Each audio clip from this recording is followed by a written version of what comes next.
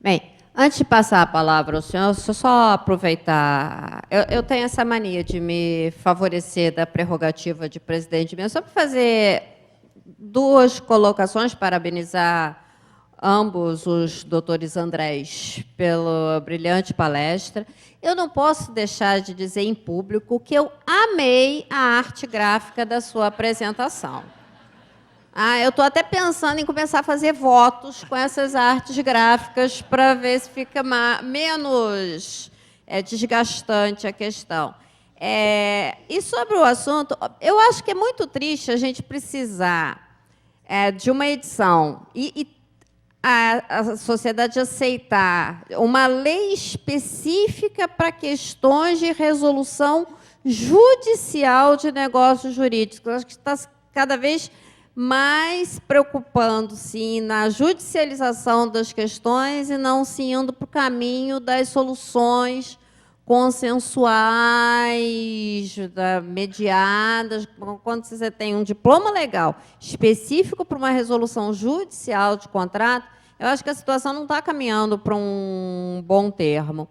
E me parece também que o diploma legal ele vai continuar sem resolver a questão do pedido de resolução do contrato pelo comprador por impossibilidade de cumprir o contrato, né? Que não se desconhece que a questão dos pedidos de resolução em juízo, até no momento que antecedeu o Pacto Global, ele começou com os pedidos de resolução contratual por impossibilidade de adimplemento, virou, acabaram vindo os pleitos de, entre aspas, que todo mundo chama de distrato, que não é distrato, né?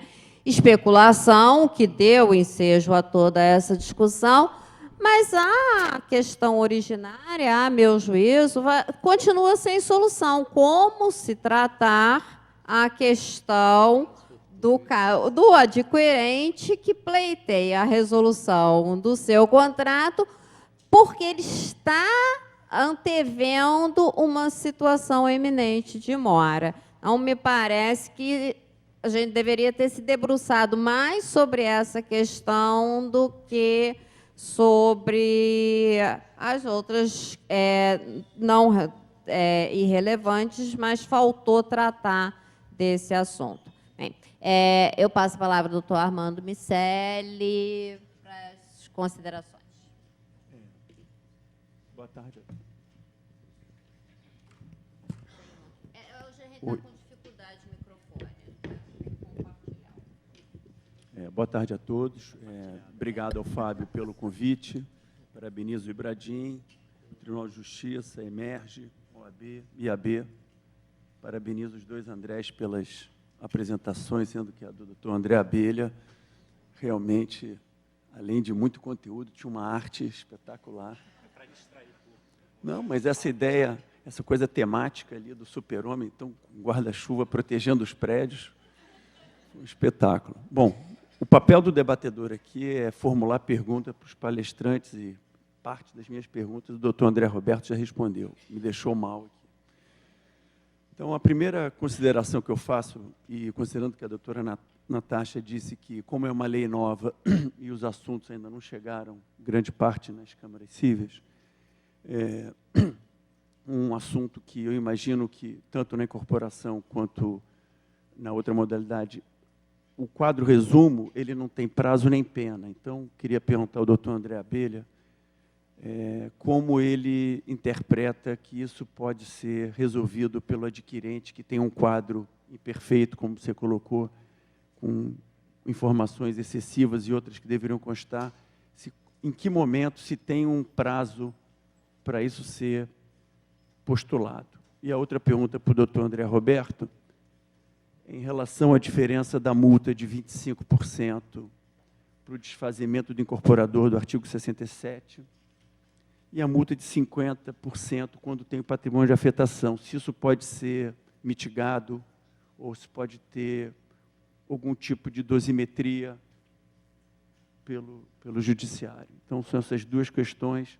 Uma última colocação é que a impressão que dá é que a lei de 2018, com todas as imperfeições e sem o espírito de resolver e sim de estimular o litígio, a impressão que dá é que vai na contramão da solução do Código Novo. Se não é o fato se é uma lei, considerando a evolução legislativa que se apresentou desde 64, se essa lei de 2018 ela não vem com retardo em relação à crise de 2014 em diante, essa é uma colocação que eu faço. Posso começar, André? Pode, claro. Bom, quando o Silvio Capanema falou do PL, da alocação, eu me lembrei do distrato, porque a produção legislativa é meio como fabricação de salsicha, né? Porque você não sabe que vai entrar e, quando entra, você não sabe de onde veio.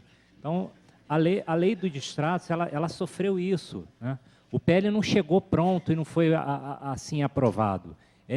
Inclusive porque é uma lei que chamou muita atenção da sociedade, esse PL, ele foi objeto de muitas emendas, muita discussão, enfim. Então, a coisa foi virando meio um Frankenstein, entendeu? Coisa que acabou ficando, não estava lá, não era a ideia original, né?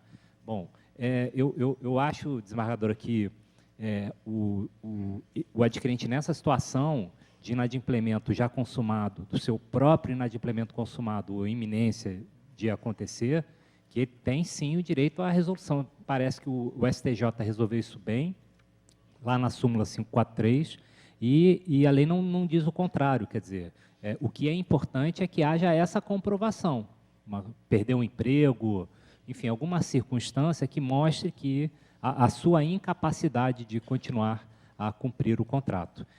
O André tocou na questão da redução da multa, né? Eu só queria dizer que eu também sou favorável, assim, a meu ver, claramente, o juiz pode. Por quê? Né? Porque a Lei 13.786, ela não afasta o 413, ela afasta o 412. Porque o 412 do Código Civil, ele tarifa a cláusula penal. Ele diz que a cláusula penal não pode ser superior ao valor da obrigação, 100%. Então, você já tinha um teto. Na prática, o que a 13.786 fez foi reduzir o teto do 412. Ela não aumentou o teto, ela reduziu para 50% ou 25%, conforme o caso. Agora, o que eu acho é que o juiz, ao reduzir, ele deve cumprir o requisito do próprio 413, né, que prevê o cumprimento parcial da obrigação ou quando essa cláusula penal ela se revela manifestamente excessiva, né? Isso tem que ser visto no caso concreto, pois em muitos casos a multa, inclusive é de 50%, ela não vai se revelar excessiva. E aí fica a questão do ônus da prova, quem compete o ônus da prova, né? Bom, pela regra geral, compete a quem alega, ao adquirente, né, que vai pedir essa redução. Agora, pode o juiz inverter esse ônus da prova com base no CDC? Sim, se ele verifica que a alegação é verossímil, ele pode inverter. O que, a meu ver, eu acho que não pode é haver a decisão surpresa. Isso tem que ser feito no despacho, na decisão saneadora. Então, para que, enfim, cada parte saiba o ônus que lhe compete, no caso do ônus da prova. Então, eu acho isso, e a outra foi do quadro resumo. Pois é. Bom, o que acontece? A lei, ela estabelece um prazo para que o incorporador, uma vez intimado, notificado, para que ele sane a omissão do quadro resumo. Mas ela não dá um prazo para o adquirente mandar, exigir essa complementação. Então, eu assinei o contrato, tá? O quadro resumo está incompleto. Assinei em outubro. Até quando eu posso exigir do incorporador essa complementação? A lei não diz. Essa é a questão. Há um prazo? É só o adquirente que pode pedir? A meu ver, por exemplo, nada impede que o Ministério Público, no âmbito de um inquérito civil, por exemplo, inste o incorporador a fazer isso na defesa coletiva de adquirentes. Né? A lei não confere essa faculdade apenas ao adquirente, ela não determina quem é que vai poder pedir. Pode o incorporador, no contrato, estabelecer esse prazo, né, como se fosse uma espécie de prazo decadencial? Meu ver, não me parece que seja razoável, né? Você pode, sim, até prever esse prazo, mas depois como um fator de interpretação da boa-fé, enfim, da conduta das partes naquele contrato. Mas não que o adquirente, após esse prazo, não vá poder exigir, né? Uma vez exigido, né, se decorrem esses 30 dias. Acho muito difícil uma situação em que o incorporador não vai querer fazer essa complementação, assinar esse aditamento, mas mesmo sem multa, porque isso também interessa a ele, assim, que isso seja determinado. Mas supondo a situação em que isso não aconteça, né? Bom, aí o caso, me parece, vai ser de resolução, né? Eu acho que a lei andaria melhor se ela falasse em anulação, né? Porque isso é um vício que já nasce com o contrato, então a hipótese de anulabilidade seria mais adequada, a meu ver, mas, enfim, o legislador, inclusive com o nome iuris errado, preferiu jogar isso para o regime da resolução, é o que me parece. Como é que você vê, André? Muito bem.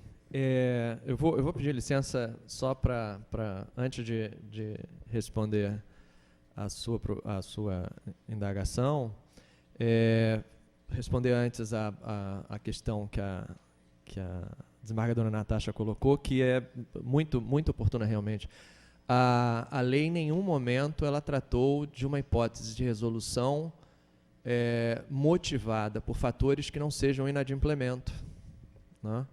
E esse é um problema que a gente tem experienciado na legislação brasileira de um modo geral, que é não prever resolução por desequilíbrio econômico subjetivo.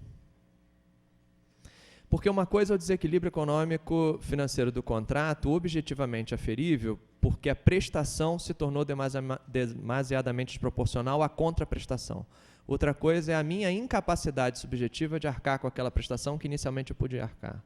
Então, eu tive uma mudança de emprego para um emprego que me paga metade do que pagava o anterior, então eu tinha me programado para conseguir arcar com uma prestação pós-entrega da chave, que eu agora já não sou mais capaz de colocá-la no meu orçamento. E já antevendo que eu não vou conseguir arcar com isso porque perdi capacidade financeira, quero buscar o incorporador para a resolução desse contrato, e a gente não tem um instrumento normativo adequado para essa hipótese, né? Porque dizer assim, olha, o problema aconteceu subjetivamente comigo, quer dizer, a prestação o imóvel ainda vale o preço pedido, a prestação ainda se mostra, sob o ponto de vista objetivo, justa, equitativa, mas eu não tenho mais capacidade de arcar com compromissos que eu inicialmente assumi, e não por uma questão culposa, sob o ponto de vista de mau planejamento, imprudência, mas por uma questão de mercado, de social, né, uma questão de desemprego.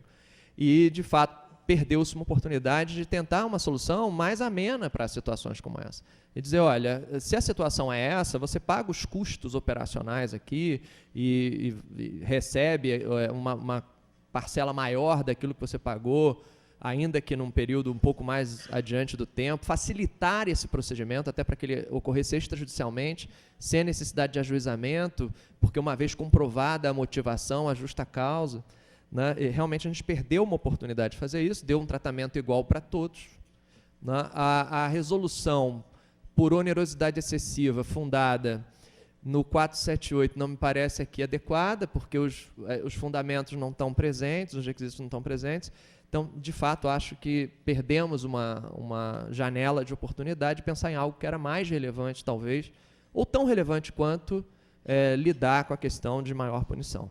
Quanto à questão da cláusula penal, há uma motivação na multa ser maior, no caso, poder ser maior, né, no caso dos 50% do patrimônio de afetação, que é o problema de que os recursos para serem restituídos em havendo patrimônio de afetação são mais difíceis, eu só consigo ter acesso a esses recursos realmente mais tarde, esse já é um fato.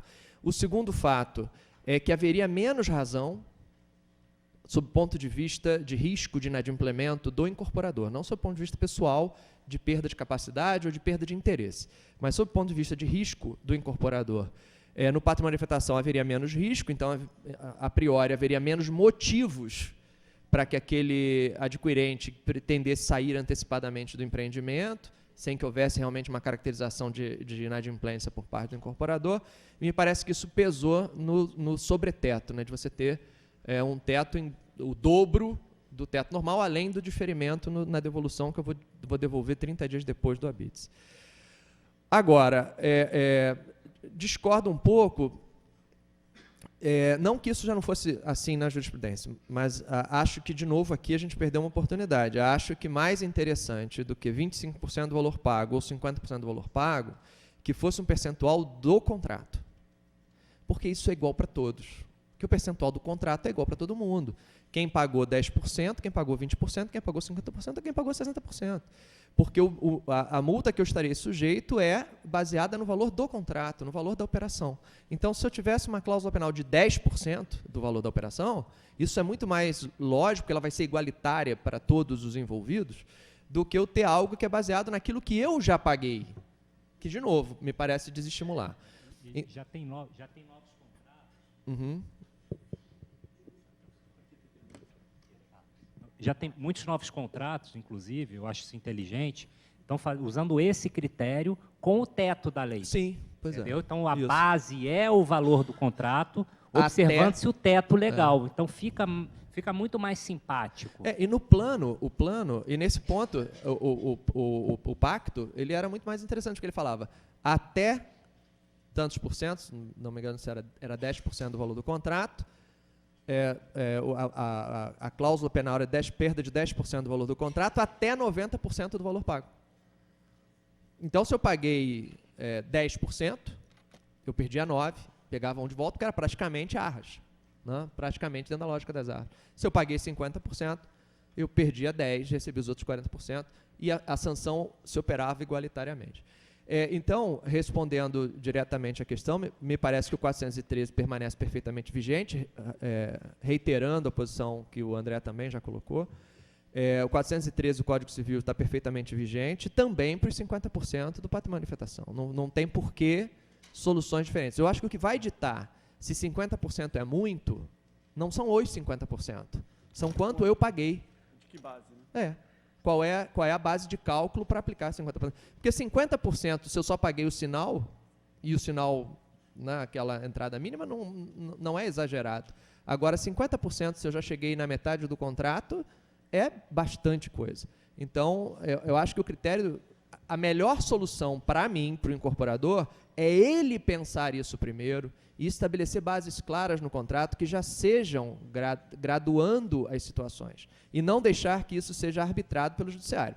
Agora, nos casos em que o incorporador não tenha o cuidado de fazer isso, e ele tem autonomia para fazer, a lei não impôs que seja sempre 50%, se ele deixou isso em branco e vai deixar para que a lacuna seja preenchida pelo judiciário, o judiciário tem a ferramenta do 413 para agir, como eu entendo a questão.